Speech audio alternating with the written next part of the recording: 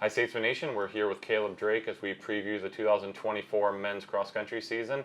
It's just around the corner here, so we're going to, before we get into talking about 2024, let's recap 2023, a great season where you had several individuals make it to nationals, several earn all heart honors. So let's recap that successful campaign. Yeah, I mean, it started off really hot last year. We got second at our first meet, but then we won a couple right in a row, which that was really fun. You know, winning a meet, if you think about it in cross country, it's not like we play a bunch of games in a season. So to win a meet's kind of special. You know, it's something that doesn't happen very often. So to win a couple last year was really fun. It was something that I think hadn't happened in almost 20 years. I think 19 years was the last time that a meet had been won. So that was really fun for the men and just to be a part of that.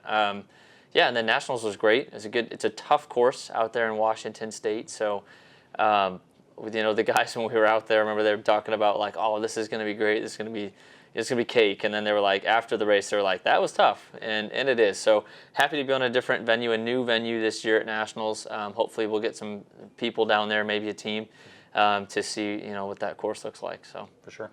All right, let's get right into the roster here. Let's talk about your, it all starts with Brandon Williams and D'Artagnan Beaver, two really strong individuals that are returning qualifiers. So let's talk about, where they're at, and then let's fill in the rest of the returners as well, and then also the newcomers.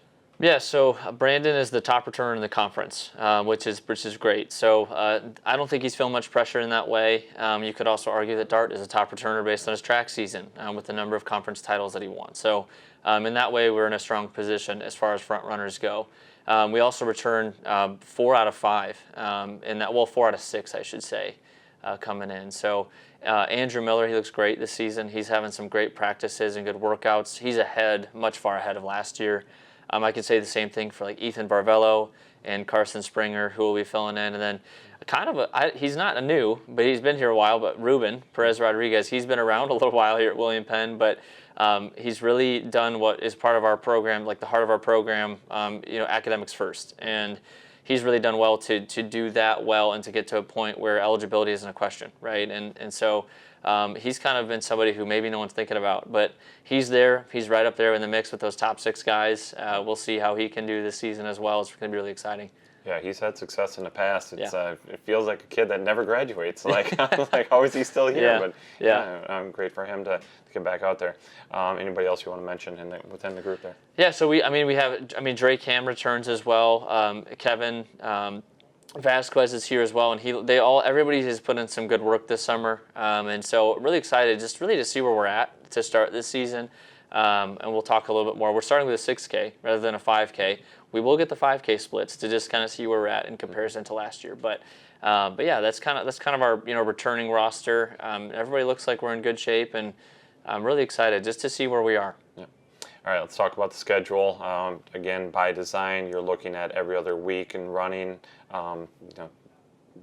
Highlight a couple of those meets. Yeah, so one of them is in a couple weeks. It's Gans Creek. It's on Friday, September 20th. That is a Nationals preview meet. So it'll be our first look at the National Meet course for this fall. So not only is it going to be great for just to feel that out for the men's team and the women's teams, but also it's going to be great for just kind of, I don't know, just measuring up with other competition of other schools. Because in a year where you're hosting, or the school that is hosting the national meet puts a meet on prior to the national meet, it just draws more schools there. So we'll get a good chance to see other schools across the country, but also even within our conference to kind of have some comparison there.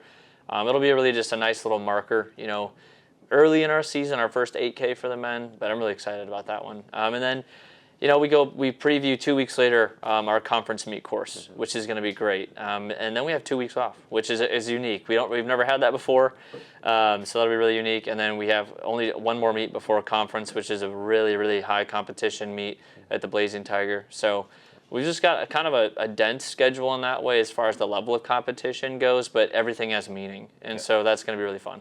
Sure. All right, let's talk about just where the Statesmen kind of fall within the conference. As Benedict and Park kind of came out of nowhere late there. I shouldn't say nowhere. You probably expect them to be in the mix there. But how's the 2024 landscape look? Yeah, so I think in the conference right now we have we're kind of just seeing where everybody is. You know, there's anywhere from, I would say, 2 to 4 teams that are going to be in the mix. I do believe that as far as our conference goes, the way that getting to nationals is, I don't necessarily see 2 teams making it to the national meet this year. We're not that deep as a conference as far as the national scale goes. So going to nationals as a team is going to either have to take some breakout performances against some ranked competition down the stretch, or winning the conference meet. And so right now I don't see a team that's far and away out there as the front runner, which is kind of fun. It'll be really fun. I know I've talked to some other coaches about like, hey, who knows where this is going to end up come our conference meet. So our conference meet is going to be a blast this fall. I think staying healthy is going to be a huge piece of that.